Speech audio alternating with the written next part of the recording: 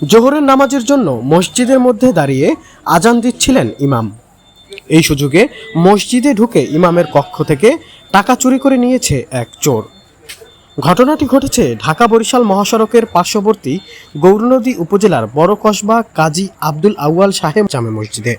ঘটনার প্রত্যক্ষদর্শী এক নারী জানিয়েছেন, আমি যখন আসতেছিলাম তখন হুজুরে আজান দিতেছিল, তো তখন ওই লোকটা মসজিদের কাছেই ছিল, বের হওয়া দরছে। আমি ভাবছি যে লোকটা আজানের সময় যখন আসছে তখন নামাজের জন্যই আসছে। আমি অতটা ধারণা করতে পারি নাই যে লোকটা কিসের জন্য আসছে। এর জন্য পরে হুজুরে আজান দেওয়ার পরে শুনছি যে তার পকেটে টাকা নিচ্ছে।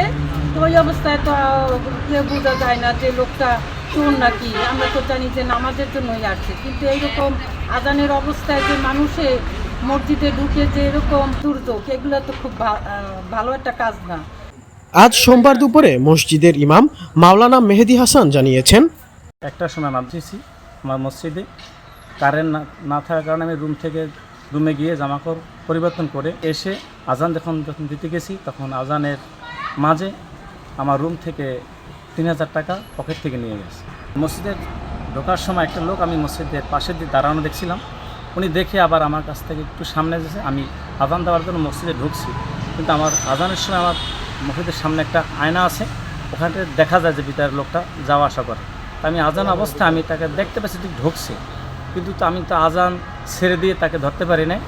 পরে আমি আজান দিয়ে বের হয়ে আমার রুমে গিয়ে দেখি আমার তালার খোলা এবং ভিতরে আমি ঢুকে আমার পকেটে টাকা দেখতে পাচ্ছি। গৌরনদী মডেল থানার ওসি মোহাম্মদ তরিকুল ইসলাম জানিয়েছেন, এ ব্যাপারে এখনো কেউ থানায় লিখিত অভিযোগ দায়ের করেনি। অভিযোগ পেলে তদন্ত সাপেক্ষে পরবর্তী ব্যবস্থা গ্রহণ করা হবে। হাসান মাহমুদের প্রতিবেদনে আরিফিন রিয়াদ, স্মার্ট সংবাদ, নিউজ ডেস্ক।